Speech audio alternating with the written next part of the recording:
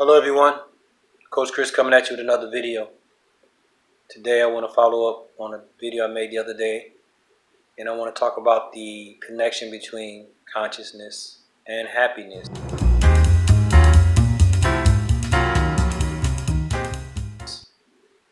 And is there a connection? Well, happiness obviously refers to how you feel about yourself and how you feel about your life situation, and just in general, do you feel good about your life, your body, your situation? Is all of that in alignment and where you want it to be? Consciousness is the part of us that connects to where we came from, the source, God, or whatever other term you would like to use. But consciousness is the part of us that is tuned into that. And most of the time, for most of us, we are not aware of our consciousness. As I stated before in other videos, we're reactionary. We're more inclined to be moved by the things that affect us in our environment, such as social issues, political issues, financial issues, health issues. And I'm not saying that some of those things are not important, but when we look at them from a higher perspective, from our higher consciousness, then we are going to be receiving guidance and information that we don't get when we're not tuned into that part of ourselves. So when you tune into your highest self, you're going to get the information that's going to have your best interest at heart and allow you to make decisions that will lead you to where you would like to be. But of course, to get to where you like to be, you need to know where you want to be. You can't go anywhere if you don't know where you're trying to go.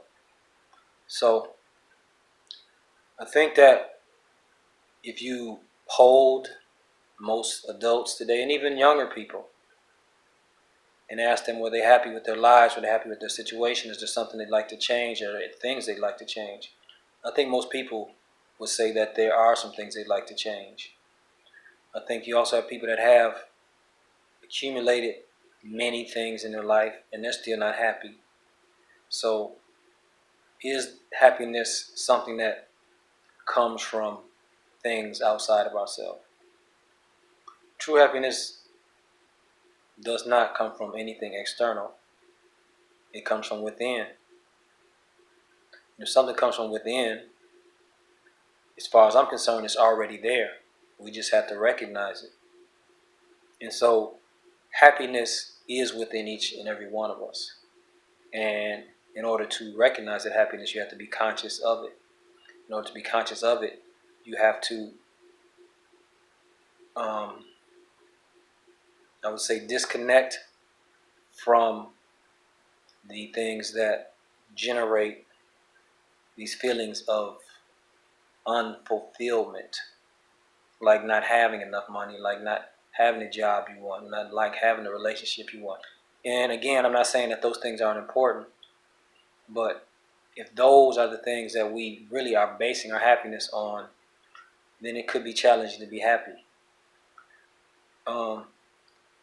Obviously, I'll do another video because I'm doing videos now on this genre of consciousness, awareness, happiness, manifesting, creating. And in order to truly be happy,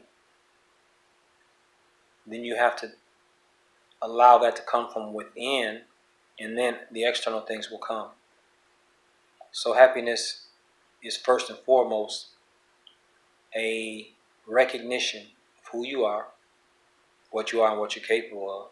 I would think that when you know those things, or when you remember those things, then there's no need to feel anything but joy and pleasure about yourself, because you know who and what you are and what you're capable of. So if we're looking for things outside of ourselves to bring us those feelings, those type of pleasures are temporary. That type of happiness or joy or pleasure or even excitement is temporary.